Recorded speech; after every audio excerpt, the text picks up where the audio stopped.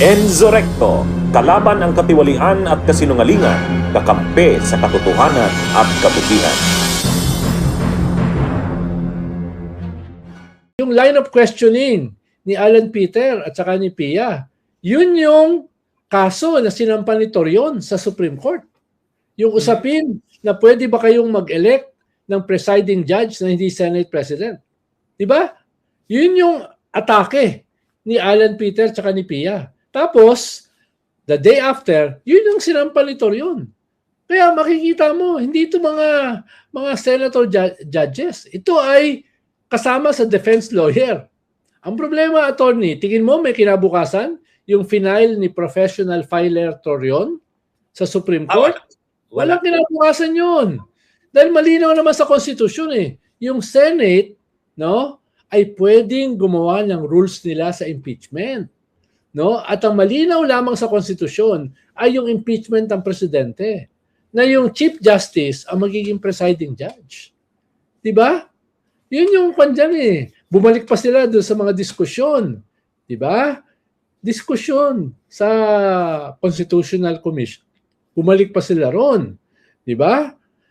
Yan yung malinaw sa structural aspect ng ating konstitusyon. Yung klaro, hindi mo na pwedeng baguhin yun. Yung hindi naman nakaspecify, ang mag-go-govern dyan ay yung nakalagay sa konstitusyon na yung Senate ay pwedeng gumawa ng kanilang rules.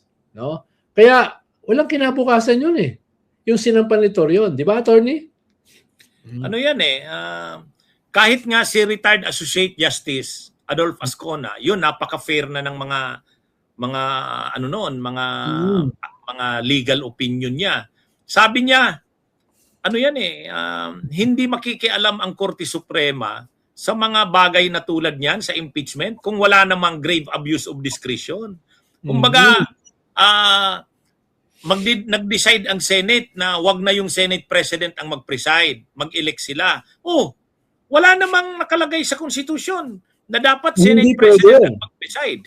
Walang ganon. Ang nakalagay lang doon, pag ang President ang ini-impeach, Chief Justice ang magpe-preside. So,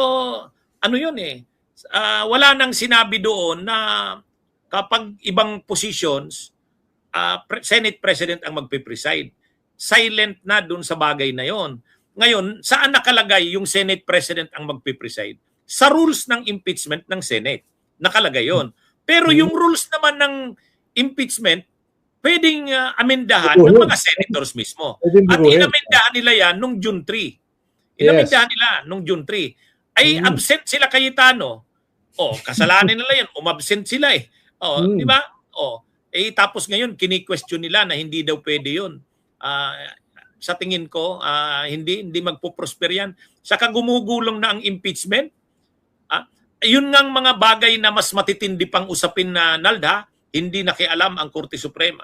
Yung pag-aresto kay Duterte, mas matinding issue yun. Pangalawa, yung kay Bato, humihingi si Bato ng hindi rin. Ayaw ng Korte Supremang maglabas ng TRO. Ito pa kayang impeachment na wala namang abusong nakikita? So matatagdag na naman yan sa mga talo ni professional filer Torion. Dahil ang haba ng listahan niya ng mga final niya, puro talo So, lang talaga, lumalabas panggulo. Tambak na ang mga final nila sa Korte Suprema. Dapat nga iniintindi na rin nila na ang Korte Suprema, tayo naman, kung lumalapit tayo sa Korte Suprema, bihira lang. Yung mga napakaano na lang talaga, highly contentious ng issues. Pero pag mga ganyan, halos bawat Supreme Court, ganun yung nila napakaano. Pero dito sa usapin ng 16, yung binigay ni Cheese na judgment niya na ang base na 2/3 is 16. Paano yan mag-unfold? Dahil ako halos sigurado ko may magpa-file sa Supreme Court. No? Hindi, ganito. Yan ba ay justiciable ba?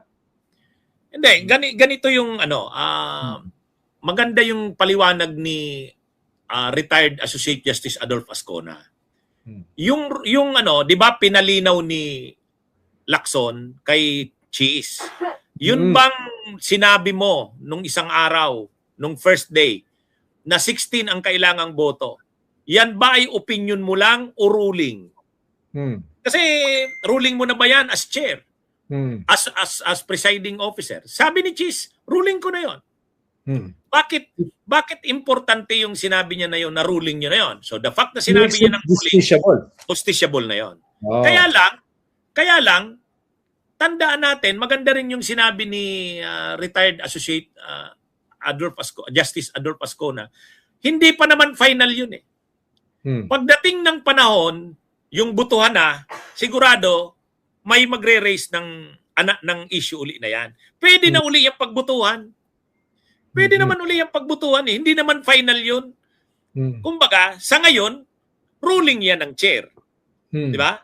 So, para lang matahimik, wala nang issue, okay. Para mag-proceed ang trial. Inano na.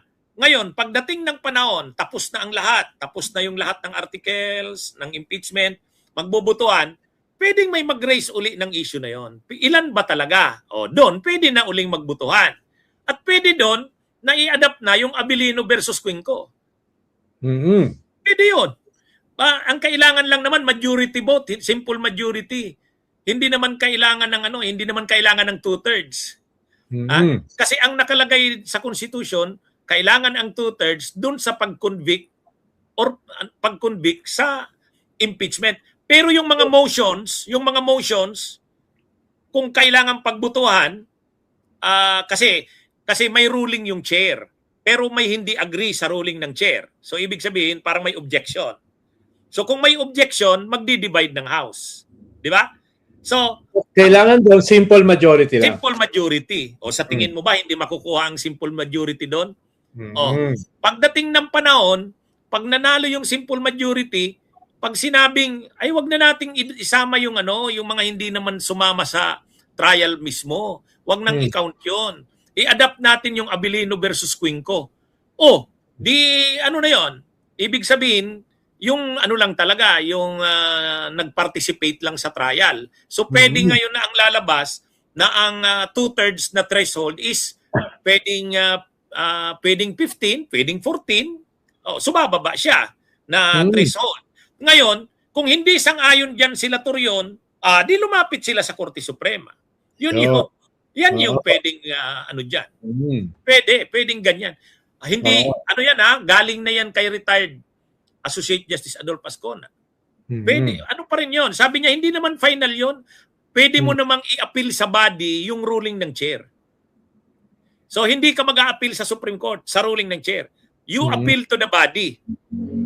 Ibig sabihin, yung may pwede naman erase uli yung issue na yan pag dating niya ng tamang panahon. So, dahil may objection, may nagki-question sa ruling ng presiding officer, magdi-divide ng House. Yan yung dyan. Nald. Bunyog, halikan na kasama ka. Bunyog, kapag buklod ay may pag-asa. Luzon, Visayas, Mindanao, isa ang pananaw. Sa bagong Pilipinas ang bunyog isisigaw. Bunyog, bunyog, bunyog.